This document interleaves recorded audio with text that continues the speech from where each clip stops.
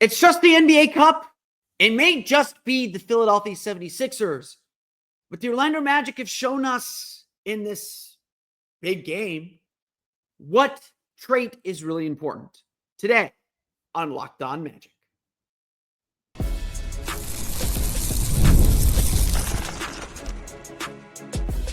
You are Locked On Magic, your daily Orlando Magic podcast, part of the Locked On Podcast Network, your team every day. And you are indeed Locked On Magic. Today is November 16th, 2024. My name is Philip Rossman-Reich. I'm the senior writer over at OrlandoMagicDaily.com. You can find me on Twitter at PhilipR_OMD and on Blue Sky at PhilipRR. Today on Locked On Magic, the Orlando Magic defeat the Philadelphia 76ers in a gutsy, gritty, fantastic fourth quarter once again.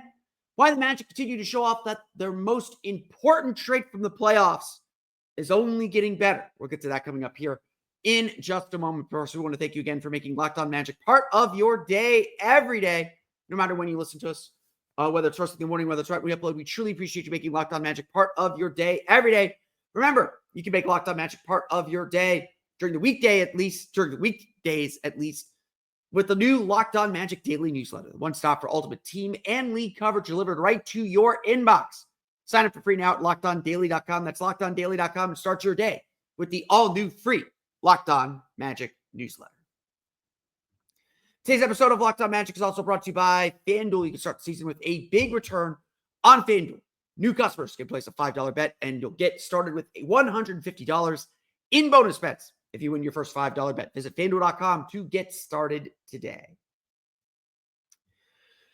I want to make this clear before we start here. I love the NBA Cup. I am into this competition. I love this idea.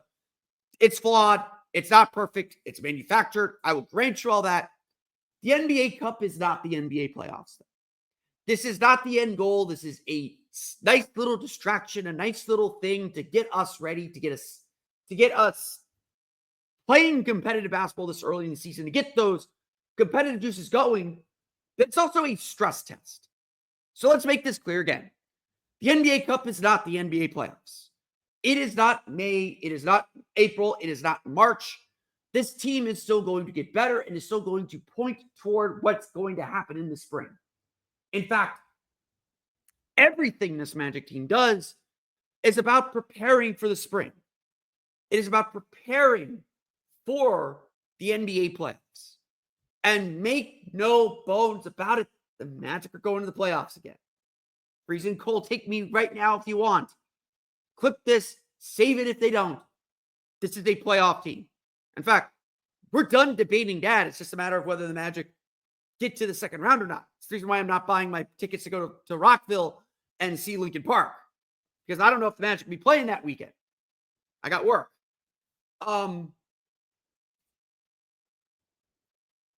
The Magic are a playoff team. Paolo will be back. This is where this team is ultimately pointing.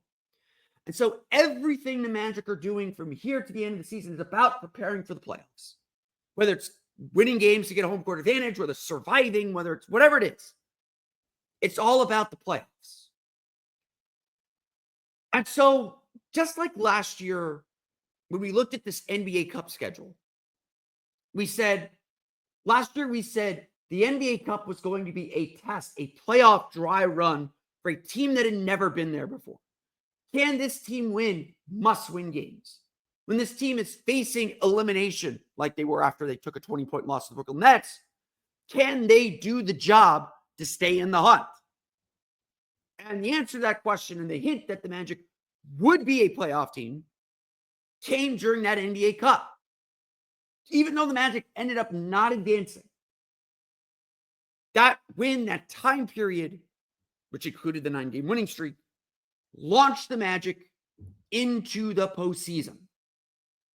The Magic don't need that boost this year. But we looked at this schedule, we looked at this group and said, we got put in the group of death. Whichever group had Philadelphia in it was the quote-unquote group of death. And so this was going to be a playoff stress test of sorts. It was going to be a statement of Can the Magic compete and beat two of the top teams in the league? Could they, we looked at the FanDuel odds, and we'll update those odds in a minute. When we looked at the FanDuel odds, we saw the Magic were third in the odds. Everyone thought New York and Philadelphia was better. And so what happens? Magic blow out the Hornets. Then the Sixers come to town. And yes, this is a different Sixers team. 2-10 now after the Magic won. The Magic won, by the way. We'll get to those details in a minute. The Sixers are not the team maybe we all thought they were. Joel Embiid is still working his way back from injury. Tyrese Maxey's out. We can lay all that to the ground. So maybe this win over the Sixers doesn't mean as much. But let me tell you, considering the Magic's own injuries, considering where this team is at, considering the confidence this team is playing with, considering the identity this team is evolving into, the Magic showed us something Friday night that will matter in March, that will matter in April. This team's resilience, this team's maturity, this team's composure, this team's faith in itself. It's this team's ability to execute, to find its gear and win this game. That is something that matters. That is something that is going to carry through the rest of the season. That is a piece of this team's character that's going to pay dividends in the spring. Feels so far away. 70 games from now, 69 games from now. Nice. It's going to pay dividends at the end of the year. The Philadelphia 76ers had the Magic's number, up by 10 in the third quarter. Joel Embiid just a vortex, sucking in the Magic's defense, forcing them to change a little bit of who they are, forcing them to leave their base defense because Joel Embiid is that much of a handful. Jared McCain, a rookie coming into his own, player that we were super high on in the draft process, but was gone when the Magic picked, was tearing the Magic up, giving the ball away, relocating for threes, taking on the Magic's best defenders, and doing a good job finding his shots. It indeed looked like the Magic were going to be in some trouble. It indeed looked like Magic just didn't have it this night. And that's going to happen eventually. We will dissect the loss here soon. But at home, in this game, with whatever manufactured stakes there are, whether they matter to these players or not, the Magic responded. They responded with another devastating defensive run, holding the Sixers to 14 points in the fourth quarter. That left, frankly, Jamal Mosley in the postgame just speechless. Like he couldn't, someone asked him about the defense in the fourth quarter. And he just simply said spectacular. Just like we're expecting this team. We're expecting that at some point this team is going to lock out the other team for 5 minutes. And the Magic are going to score enough points in those 5 minutes to win the game. As long as they're in it. Which has been partially the challenge this year. But it started with Anthony Black just injecting energy, picking up the pace, trying to get downhill a little bit, get to the basket. It continued with Franz Wagner finishing the game with jumper after jumper, decision after decision, because this Magic team's defense just locked up. Paul George, 4 for 15. Joel Embiid, 5 for 15. Joel Embiid, in fact, I don't think he had a field goal in the fourth quarter. Let me look that up real fast. Excuse me. Joel Embiid, 0 for 4 in the fourth quarter, as Jonathan Isaac, of all people, outmuscled him in the paint, pushed him off his spot, pushed him to the perimeter. The Magic stunted and faked double teams, keeping Embiid off balance and taking him out of the game. Yeah, their defense just locked him up as well as anyone can. And yeah, Jared McCain is a rookie. He fouled out with 5 minutes to play in this game. the best player for the Sixers on this day, was gone for the last 5 minutes. The game wasn't over, but it was over. And so the Magic's most important trait is this resilience, is this hidden dominance, this secret dominance, this oncoming dominance. They kept the faith in who they are. They kept the faith in what they're doing. They kept the faith to put this game away, to be who they are at the end and get a humongous win. The Sixers are 2-10. Maybe they aren't who we thought they were. Maybe they'll be a different team the next time we see them. And the Magic will see them after the NBA Cup is over on December 4th. December 4th and 6th in Philadelphia. Maybe Embiid will be a different player. Maybe Tyrese Maxey will be back by then. It'll be a different challenge, to say the least. But right now, the focus is on the Magic. Right now, the focus is on who they are. And once again, the Magic never lost the fight. Once again, the Magic grinded and ground their way into a game and stayed in it until they could take control. And that's the kind of thing they're going to need to be able to do. That's the kind of faith they're going to need to be able to have. This is the kind of showing the Magic are going to need later in the season. When it isn't manufactured, when it isn't the NBA Cup, when it is the actual playoffs. There's been a lot of hand-wringing, a lot of consternation about Jalen Suggs, especially as Franz Wagner has played so well. Why Jalen Suggs was there when it counted, and what that means coming up here in just a moment.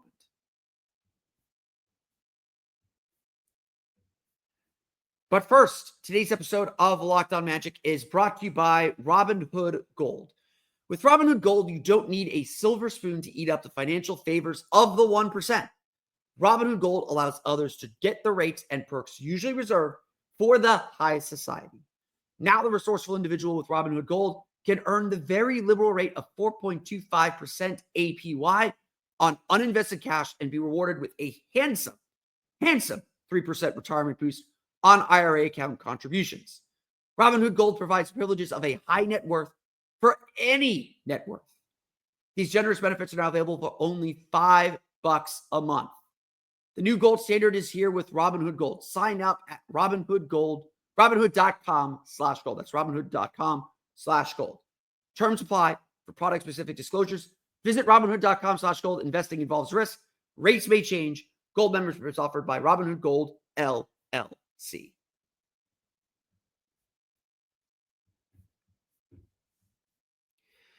At this juncture, everyone's being asked to step up and do a little bit more. Things are rolling right now. It's a 5-game win streak. Magic are back at 8-6. They're comfortably in third in the East right now.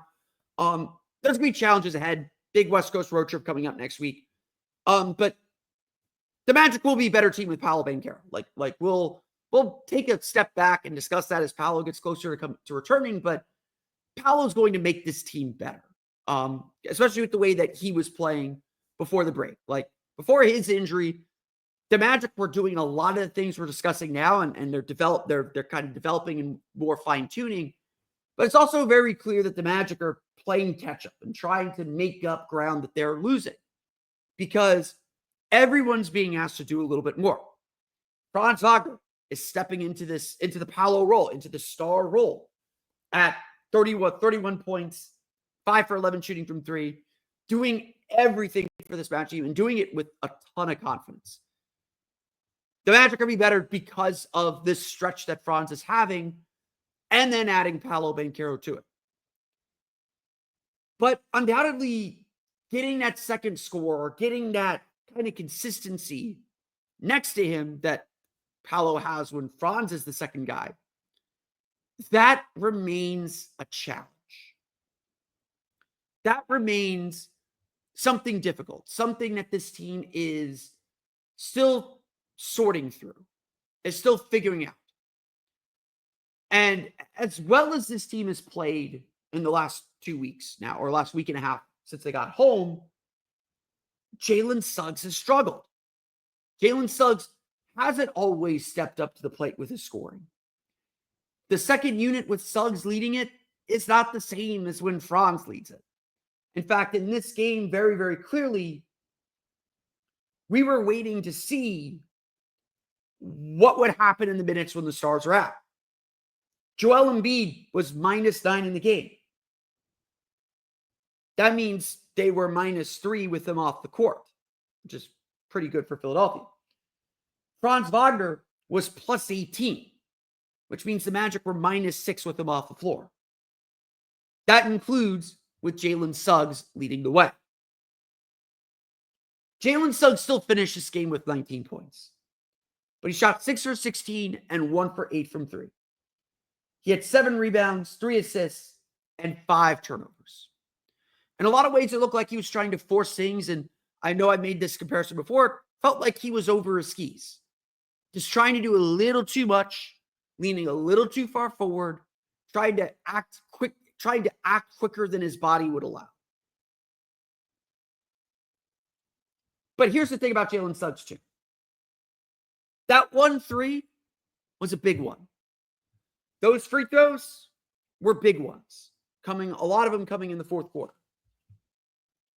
For as poorly as Jalen Suggs played throughout the majority of this game, when his team needed it, he showed up.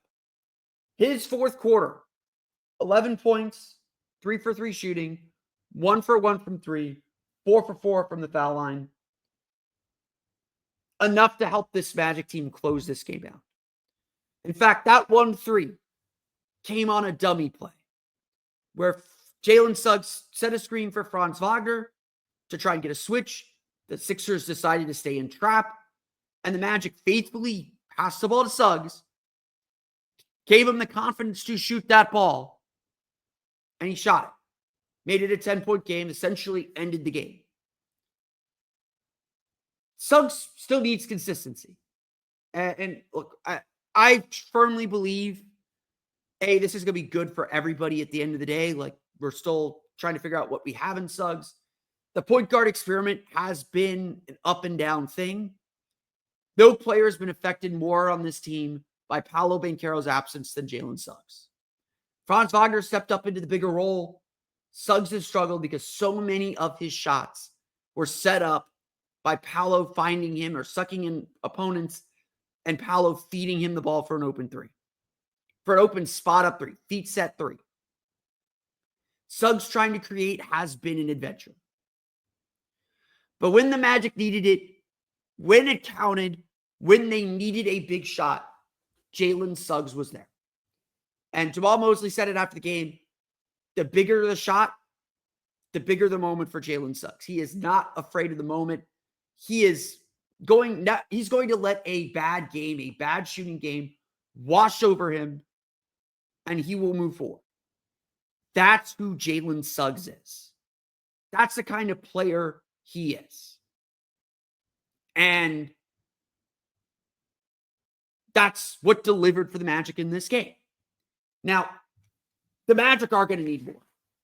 It's one thing, again, it's always one thing to do it at home. The Magic have to figure out how to make this travel. We'll see what it all looks like on the West Coast trip. It's, this week, this next 3 games, frankly, Saturday against Detroit, next Saturday against Detroit. It's a nice little 4-game stretch coming up here. A little bit of a gut check again. Magic struggled on the road, maybe some extenuating circumstances there. This is a road trip where I think we're expecting the Magic to be more competitive, to learn some lessons, to move forward. Can they go 2-1? Can they go 1-2? I don't know. They got to go at least 1-2. They got to at least get 1 game on this road trip. The Magic got to start building themselves a little bit of a cushion because, again, we know December is going to be really tough. But on this night, on this day, Jalen Suggs was there when it counted. Jalen Suggs is someone the Magic know they can rely on. Whether you're shooting 1 for 10 or 6 for 10, they know he's going to be there at the end of the games. He's not afraid of big moments on either end of the floor. And maybe that's all that matters for now. As he continues to grow into his new role, and into who the Magic ultimately want him to be. Let's go through the rest of the box score. We'll talk about the specifics of this game coming up here in just a moment.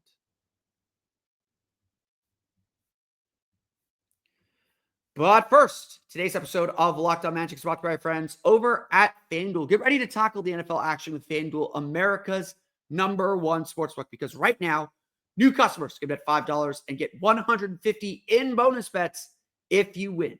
The FanDuel Sportsbook app gives you everything you need to place live bets on the NFL all in one place.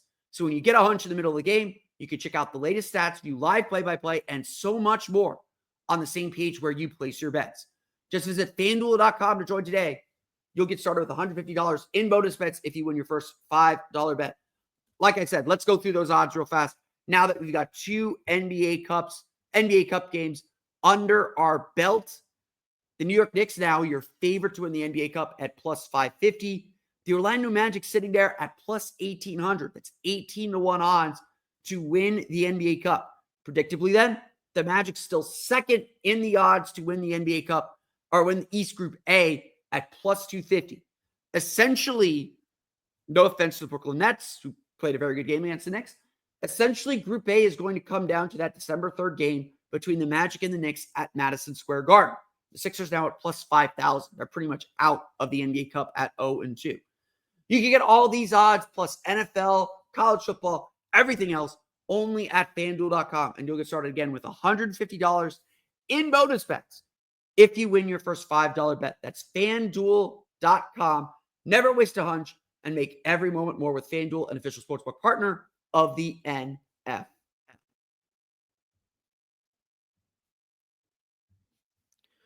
Let's roll through the rest of the box scores. The Orlando Magic beat the Philadelphia 76ers 98-86. We talk about the resiliency. Let's talk about the flow of this game. Expecting a very defensive-heavy game, the Magic and Sixers right now just can't score. They're not high-scoring teams. Joel Embiid is still working his way back into the fold. This is his second game back this season. He looked rusty. He looked very uncomfortable with the physicality the Magic were bringing, even when he was scoring in the first quarter. I think he didn't report any fatigue, but he sure looked it. But look, the Magic led early. The Sixers stormed back late when Franz Wagner left the game. Jalen Suggs and Anthony Black really struggled to create anything. Sixers got up 6, 7, 8 points, and the lead just kind of hovered there. Magic came back, made it one possession, made it like a 4-point game at the half or 2-point game at the half. And then the Sixers got hot. Jared McCain scored 29 points, 10 for 17 shooting, 5 for 10 from 3, added 4 assists. He got himself going. He does a great job, probably better than I anticipated at this. Does a great job just keeping on moving after he gets rid of the ball. After he passes the ball, he's moving to an open space, and the Magic were caught a little flat-footed. Their defense on him wasn't particularly great. He made some great plays. Magic did do some good things defensively, but he found open spots. The Magic were missing. The Sixers were running a little bit. Ran a lot in the first half. That's how they built their lead. They had, I think, 17 fast break points in the first half. The Magic were struggling just to track some of these guys. And credit the Sixers for all that. They built a 10-point lead in the third quarter. And that's when the game changed. Anthony Black checked in for a second-half stint. And immediately it felt like changed the tempo and tenor of the game. The Magic started getting stops. It's obviously the key to everything. But Anthony Black was pushing the ball off those stops. And even though it doesn't register as a fast break point all the time, the act of him pushing the ball forward, getting it down court, looking to attack and get downhill, that stuff matters. And then the Magic started making their defensive plays. They started stringing stops together. And then they become a wholly different team. A completely dominant and different team when they're able to get downhill the way they got downhill in this game. I want to start with Anthony Black. Only 4 points, only 2 for 6 shooting, but he was so vital to this game changing. And the rest of the team followed suit. Obviously, there was a constant drumbeat in this game, and I apologize. I'm going to apologize for this. Franz, it shouldn't take me 25 minutes to really get into breaking down Franz Wagner's game, but frankly, games like this are becoming normal for him. 31 points, 10 for 23 shooting, 5 for 11 from 3, 6 for 6 from the foul line, 11 rebounds, 6 assists, add 2 steals, and a big goose egg, 0 turnovers in this game. He actually had a block too, so 3 stocks as well. Franz Wagner's probably not had many games better than this. And normally we'd be like all crazy about a big Franz Wagner game, especially because all of it was so important. Early in the game when Embiid was going, he was keeping pace with Embiid. He was matching Embiid point for point. When McCain got going, Franz was the one keeping the team in the game. And obviously the ball is in his hands late. The Magic are working to get him favorable matchups, working to get him downhill. He's willing to attack Embiid, he can make those flip shots around Embiid. He was unafraid and set the tone offensively. And again, just really the only consistent offensive option for much of the game. It was a rough offensive game for both teams. Games like this are becoming normal for Franz. And that part to me is the scary part. I mean, you could see him just kind of pick his guy, pick his spots. He is really taken on. I mean, look, he's an all-star at this point. If the all-star team were being voted on tomorrow, he's probably not getting voted on because it's the Magic, but the coaches are putting him on the all-star team. He is an all-star. He's going to be an all-star if the Magic stay where they're at in the standings. He's been that good. And games like this just feel normal now, which is a scary good step forward for this team. We talked a lot about Jalen Suggs, 19 points, 6 for 16 shooting, 1 for 8 from 3, scored 11 of those in the fourth quarter, 7 rebounds, 3 assists, 5 turnovers. Again, just a little too over skis at times, stepped up when the Magic needed him. The other big player to step up was Jonathan Isaac. And Jonathan Isaac deserves his own segment for this game too, because his defense, Wendell Carter usually defends Joel Embiid very, very well. Jonathan Isaac was crazy good on Joel Embiid. And I know Joel Embiid is not 100% right now, but that was a strong showing from Jonathan Isaac. He finishes with 11 points, 4 for 6 shooting, 1 for 3 from 3, 9 rebounds, a block and a steal, plus 21 on the plus minus for whatever that is worth. Isaac said after Wednesday's game that he's really starting to get his feet under him. We talked a little bit about this yesterday. He's really starting to get his feet under him. He's starting to feel more like himself. And whether he needed some time to adjust to playing at the heavier weight, which showed itself, Isaac just looked so versatile and so strong throughout the game. Again, like one of the reasons the Magic won this game is starting about the midway point of the third quarter, the end of the game, the Magic won every loose ball. And a lot of that's Jonathan Isaac, like sneaking in for offensive rebounds, just being quicker to the ball. But Isaac's defense on Joel Embiid and Magic's defense on Joel Embiid was just, again, the best I think I've seen this team defend Joel Embiid in his career. Isaac defended him one-on-one a lot, pushed him off his spots, didn't let him get deep post position. Maybe once he was able to out-leverage him, but made him play on the perimeter, kept his hands free, didn't foul a lot, fouled a little bit. And the Magic did a good job sending double teams, faking double teams, and just making Embiid completely unsure. Embiid, 20 points, 5 for 15 shooting, 0 for 5 from 3, which is good. Did shoot 10 for 10 from the line, did get 8 rebounds, 6 turnovers. The Magic really bothered him. And again, some of it might be Embiid still rusty and working his way back in. I'm willing to grant you that. But Jonathan Isaac deserves a lot of credit for his defense. Deserves a lot of credit for making his life really, really hard.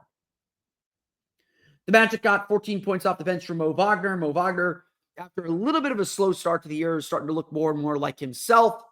Just again, working around the basket, toasting and roasting opposing big men or backup big men around the league. Just a really, really strong effort from Mo Wagner.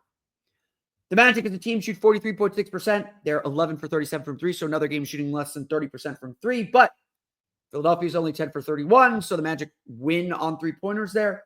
19 for 22 from the foul line, 11 offensive rebounds for 18 second chance points. They outscore Philadelphia 18-8. Again, we're talking about these points on the margins. Big points on the margins win there. Even though the Magic gave up 17 fast break points in the first half, they only give up 6 in the second. They outscored 23-16 on fast break points, so the Magic ultimately do an okay job there. Outscore Philadelphia in the paint 40-32. Again, we talk about the points on the margins. These are the points the Magic have to win, especially with Paolo out. The Magic find a way to win it. And again, the Magic find a way to win the game. Both teams have 18 turnovers, 24 points for the Magic, 17 for the Sixers. You're looking at your difference in the game there, a 12-point victory for the Orlando Magic and a victory where the Magic get a huge win. The Magic are first place in Group A at plus 37 in their point differential. They have the top record and top point differential in the Eastern Conference in the NBA Cup.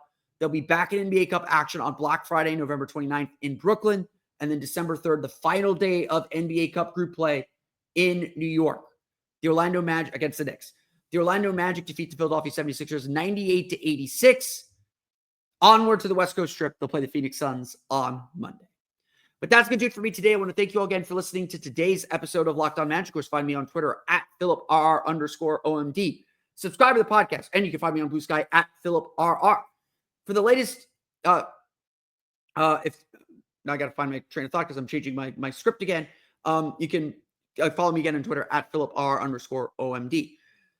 For the latest on the Orlando Magic, be sure to check out OrlandoMagicDaily.com. You can find us there on Twitter at OMagicDaily. Be sure to subscribe to our podcast wherever you download podcasts for your podcast-enabled listen device.